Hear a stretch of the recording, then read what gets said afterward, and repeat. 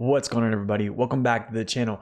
I'm your host Nathan, and today we're talking about a vehicle that the SnowRunner community seems very divided on. It seems like they either love it or they hate it. So you'll find out my opinion later in the video, so stick around for that. Anyways, here is the BM17. I hope you all enjoyed this. Don't forget to like, subscribe, and comment on the video and share it as well. So let's get into this.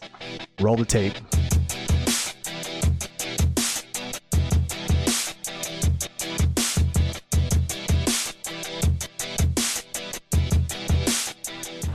Based off the British-made Scammell S24, the BM17 is the first off-road truck found in the game if you haven't purchased one yet.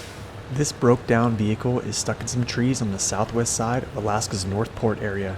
The Royal BM17 is so beat up that the decision lies whether the driver limp back to the garage or just recover it and check it out. Even in its stock configuration, it's a very capable vehicle and it's also pretty good looking. The BM17 can become very powerful quickly with upgrades, yet it does have its weaknesses. So before we talk about the strengths and the weaknesses, let's talk about some base stats first. The Royal BM17 is classified as an off-road truck. It weighs 10.4 tons, has a stock configuration with a power to weight of A+, a durability of B+, fuel consumption A-, fuel capacity is 280 liters or 74 gallons, comes with a stock suspension. Its tires also come stock with a 47-inch highway tire.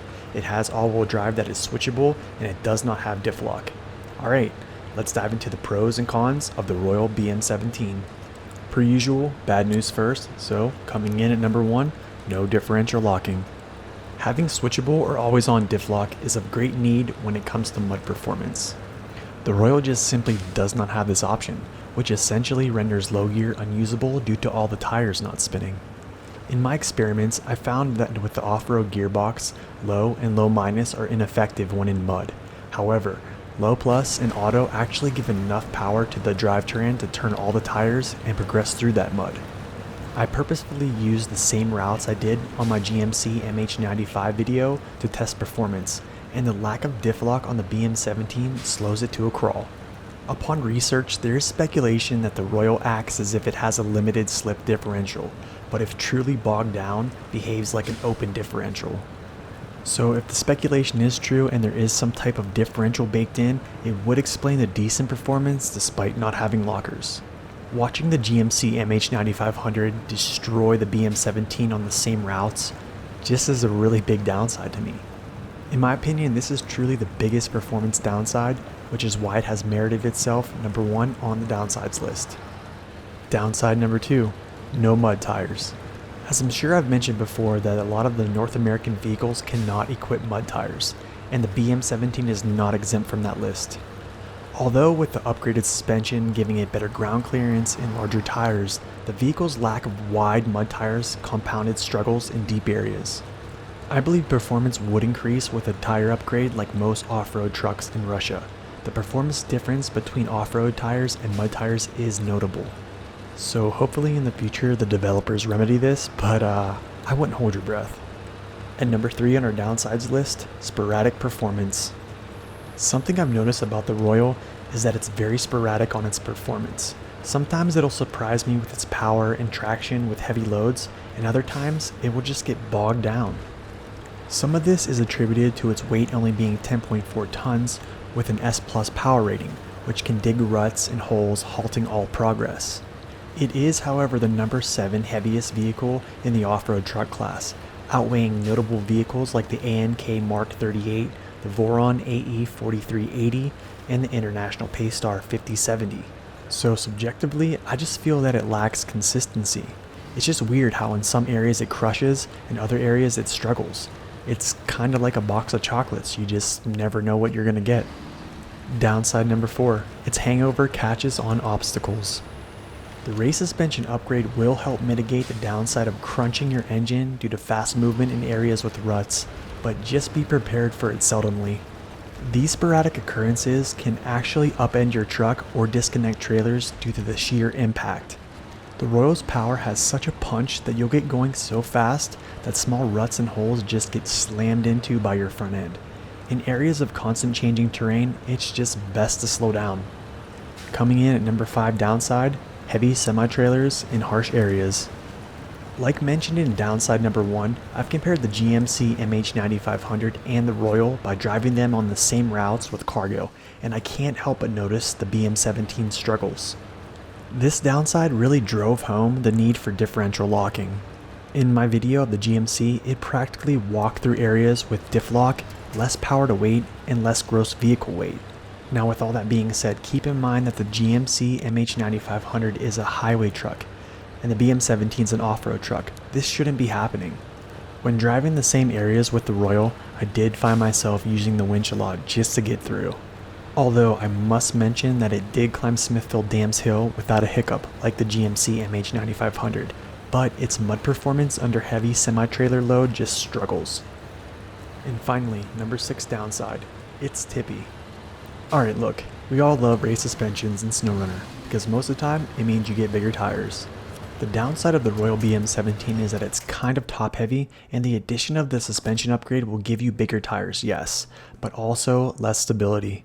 I feel as though I must hammer home the need for mud tires, because I feel it would benefit the vehicle greatly with traction, but even more so with the resistance to tipping, giving it a wider stance.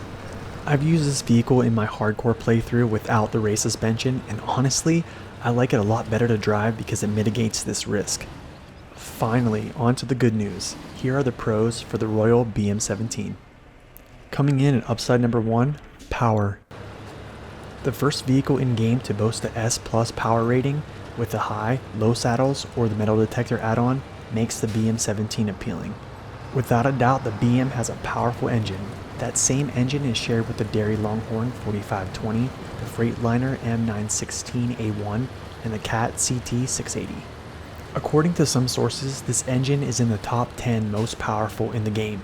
The power test in Smithfield Dam proved to be quite easy for the Royal, despite not having diff lock. The power also shows itself in its ability to not stall in high gear, even under heavy loads. But also this is coupled with the truck not weighing too much itself. With that power, it does have the ability to pull heavy cargo loads, and you'll see that in the video. Upside number 2, large tires. Upon getting the race suspension upgrade for the BM17, it gains a 4-inch upgrade on tires, bringing it from 47 inches to 51 inches, which increases ground clearance. Although mud tires aren't available, the larger wheels will benefit its mud and snow performance. The easiest way to put it, larger tires do help in deeper areas. Upside number 3, decent fuel economy with multiple engines. Something really neat about the Royal is its multiple engine options. In its stock configuration, its fuel economy is rather good. The BM17's base engine can still do the job rather well. I have used it personally and found it had less wheel spin, had good hauling performance, and its fuel economy was rather good with a rating of A-. Every engine upgrade will burn more fuel, but it will boast more power. This upside gives drivers more options based upon their needs. On my hardcore challenge mode, the BM's stock motor worked great for me without issue. As I've ranted about this before, there's always a trade-off when attaching an upgrade. There's always a cost. In some cases, a lift kit will cost you stability, and in other cases, a more powerful engine will cost you more fuel burn, and the same goes with gearboxes. Coming in at upside number 4, it has the highest top speed. It's crazy that the BM is an off-road truck for how fast it can go with a high-range gearbox. The fastest highway truck in the game is the GMC MH9500 at around 54 miles per hour, but the Royal can flat out fly at around 60 miles per hour. So if you're a good driver, unlike myself, you'll make up some time in later terrain to get the drop-offs or pickups. Just a word of caution, be careful. And finally, at our number 5 upside, auto is basically low plus. So I did mention that having no differential locking is a downside, and I 100% agree. But we gotta look at the positives as well. In this case, the BM17 can now potentially use the high-range gearbox, which will give it more top-end speed and also will improve its fuel economy.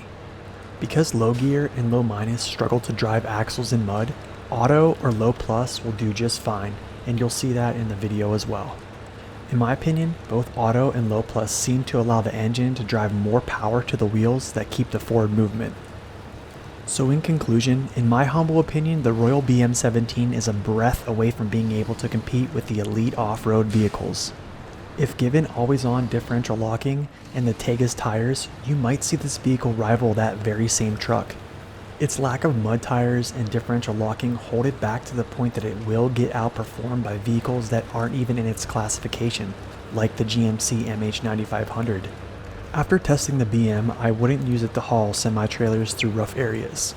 Although the Royal is a truck I do like a lot and I have used it in my hardcore playthrough, the downsides tend to outweigh the upsides in certain situations.